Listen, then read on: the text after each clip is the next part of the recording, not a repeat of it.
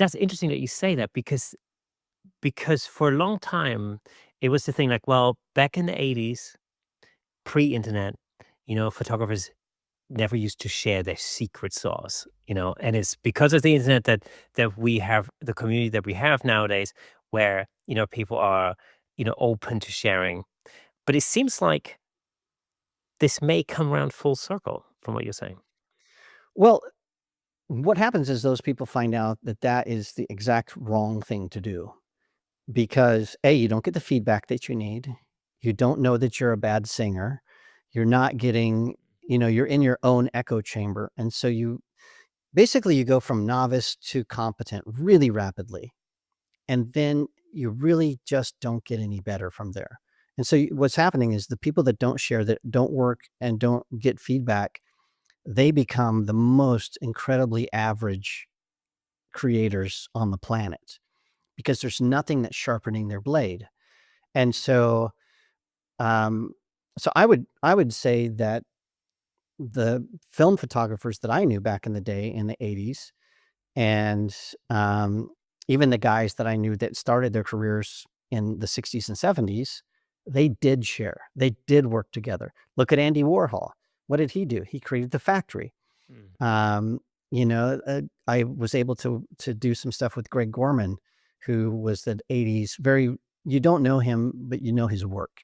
So he shot Tootsie, the poster for Tootsie, and he shot Andy Warhol, and he shot um, a, like Sophia Loren, and he shot young Leonardo DiCaprio, and like all these Hollywood people. Um, so now he's 70-ish or something like that. I was able to go to his house. Me and Ab Cisse, the guy that I talk to all the time, we went to his house for a weekend and did some stuff with him. And he was an open book. He showed us how to light for black and white photography and how he did it and his approach to all of that stuff. That's how I learned a lot about light, was observing Greg Gorman and how he worked. He let us just watch him do photo shoots. And then he would give us feedback. He'd give us a bunch of wine. We were drinking and taking pictures. It was great. Um, but like um, the guy that I assisted, who was a Life magazine, Time magazine photographer, National Geographic photographer. I mean, that's the elite. He let me see every single part of the process. It was the people that were Olin Mills photographers, the middle of the road photographers. Those are the guys that were like, don't look at my stuff. It's special sauce. That's a huge mistake, even look at current day. I was watching, I'm a huge Dua Lipa fan, so don't judge me, but she's amazing. Um, so I was watching how Dua Lipa wrote this song for the Barbie movie. I'll send you the link to this video, but it's incredible. So she didn't write it by herself. So she wrote it with another guy who was a producer and a musician. So he was writing the score and she was writing the lyrics. And then they were working together to create something for this movie. And so what they got was they got instructions from the studio, like, you have to make this song, has to be this amount of time, it has to be this uh, so many beats per minute. And so the guy that created the music sent it to the studio, and they're like, we love this. And they recorded all the dances and they filmed everything to that track, and the lyrics had not been written yet. And so Dua Lipa then got this backing track, and she got the dailies so she could watch what the dancers and all the choreography and everything was doing. And then she had to write the song to that. So she could not add another measure of music. She could not change the timing. She couldn't, like, she was locked in to this very set formula. It had to work because it had already been filmed. And so she wrote this song based on very, very confined requirements. And it's brilliant. So you watch this video and you're like, that is mind blowing that these guys were able to take this track, massage it into something that is totally new, that fit what was already filmed, because they filmed it before the music was written, before the words were written, and that she read the script and was able to tie it into the plot of the movie. Um, it's brilliant. So I need to send you this video because it's a Yeah. fun process to watch. That video also, Drumeo. Do you know about Drumeo? Oh, yes, of course. Big These fan. Big fan. So let me go off on a tangent just really quickly. Yeah.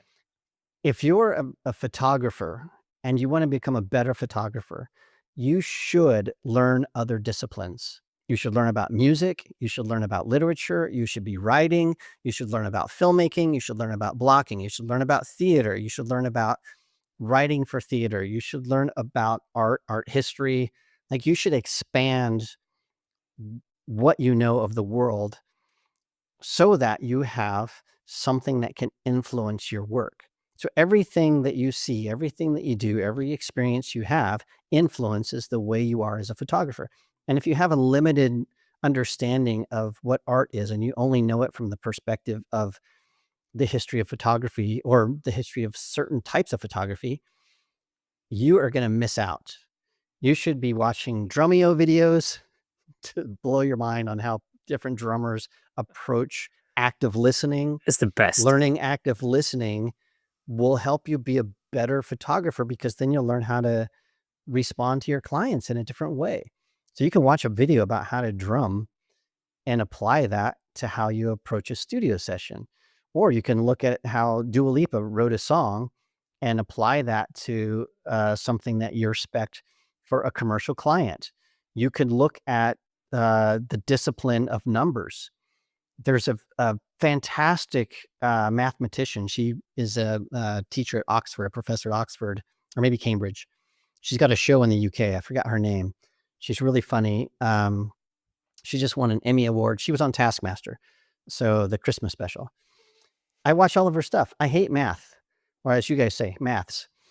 Um, I'm not a math person, but it is so amazing to watch like these different Oxford professors and Cambridge professors and these guys that are explaining things about black holes and dark matter and statistical analysis and all kinds of stuff.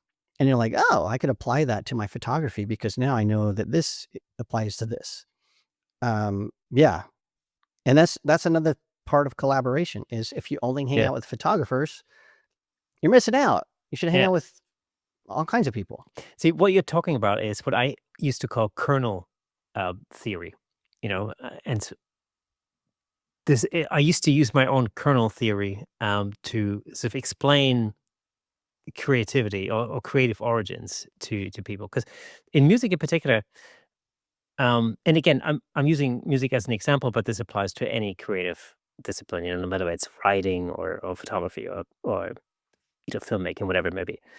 Um, One of the questions I used to get asked a lot, because I used to write a lot of music, whether that was as part of a production, as part of sessions. Because what would happen, when I turned up for a session, usually there was no guitar part written. It wasn't, you know, in the Sure. late '90s, early 2000s, it wasn't a case of like with 90% of all the sessions I did, it wasn't a case of you rock up and they give you a already written finished guitar part and I go here play this.